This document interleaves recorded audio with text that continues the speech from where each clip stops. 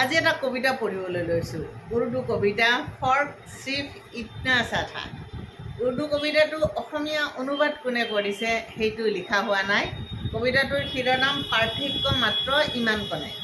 আৰু কবিতাটো আমাৰ গ্ৰুপত শ্বেয়াৰ কৰিছিল বন্ধু ভৱেশ কলিতাই। ভৱেশ কলিতা বৰ্তমান এখন স্কুলৰ শিক্ষক হৈ আছে আৰু আমাৰ এটা গ্ৰুপ আছে সতীৰ্থ সমন্বয়, আৰু সেই সতীৰ্থ সমন্বয় গ্ৰুপতে ভৱেশ কলিতাই কবিতাটো শ্বেয়াৰ কৰিছিল। অন্তৰ চুই যোৱা কবিতা এটা, আৰু কবিতাটোত মানে দুগৰাকী ছোৱালীৰ জীৱনৰ দুটা মুহূৰ্তক ৰিজাই মানে কবিতাটো লিখিছে।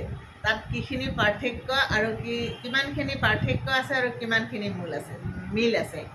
এজনী ছোৱালী জীৱনৰ পৰা বিদায় লোৱাৰ ক্ষণটো, আৰু এগৰাকী ছোৱালীয়ে নিজৰ ঘৰখনৰ পৰা অন্য এখন ঘৰলৈ যোৱাৰ সেই বিদায়ৰ মুহূৰ্তটো, দুয়োটাই বিদায়ৰ মুহূৰ্ত।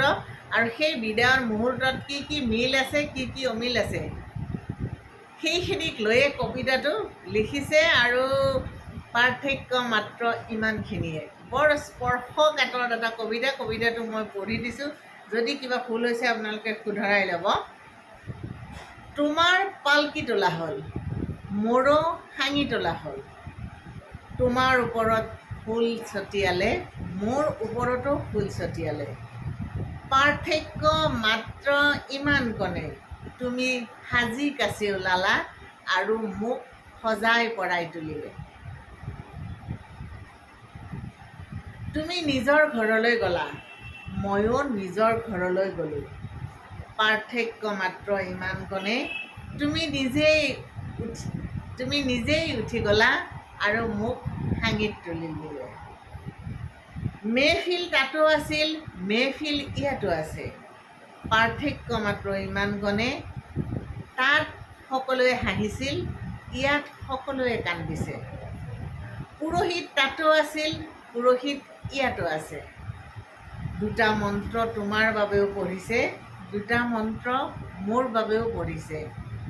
পাৰ্থক্য মাত্ৰ ইমান কণে, তোমাক অগ্নিক সাক্ষী কৰি বিয়া দিয়া হ'ল আৰু মোক অগ্নিয়ে গ্ৰাস কৰি ল'লে।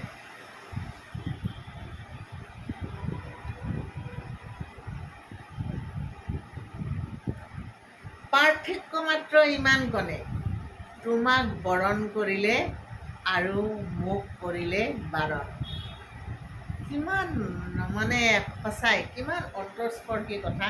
সঁচাকৈ বিদায়ৰ মুহূৰ্তটোত চাওক, দুয়োজনে আমি পৃথিৱী এৰি এদিন যামেই। পৃথিৱীখন আমাৰ ঘৰ নহয়, আচলতে পৃথিৱীখন আমাৰ জিৰণি ঘৰ।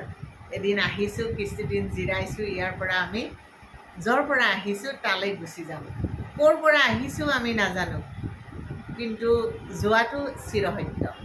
গতিকে দুইটা বিদায়ৰ মুহূৰ্ত ছোৱালী এজনীৰ কাৰণে জীৱনৰ এই দুইটা মুহূৰ্তই গুৰুত্বপূৰ্ণ। চব ছোৱালী এজনী যেতিয়া নিজৰ ঘৰখন এৰি অন্য ঘৰলৈ যায়, তেওঁক সজাই পৰাই ধুনীয়াকৈ পঠোৱা হয়। আনহাতে সেই ছোৱালীগৰাকীয়ে যেতিয়া জীৱনৰ পৰা বিদায় মাগে, তেতিয়াও তেওঁক ধুনীয়াকৈ সজাই পৰাই পঠোৱা হয়। তেওঁক যেতিয়া বিয়া দিয়া হয়, তেতিয়াও তেওঁক ফুল ছটিয়াই বিয়া দিয়া হয়। আৰু তেওঁক যেতিয়া ঈশ্বৰৰ ওচৰলৈ নেদেখা পৃথিৱীখনলৈ পঠিয়াই দিয়া হয়, তেতিয়াও ফুল ছটিওৱা হয়। অগ্নিক সাক্ষী কৰি তেওঁক বিয়া দিয়া হয় আৰু অগ্নিতে বিলীন কৰি দিয়া হয়। কিমান অন্তৰস্পৰ্শী কবিতা। কবিতাটো খুব ভাল লাগিল বাবে আপোনালোকক পঢ়ি দিলোঁ। যদি কিবা ভুল হৈছে ক্ষমা কৰিব।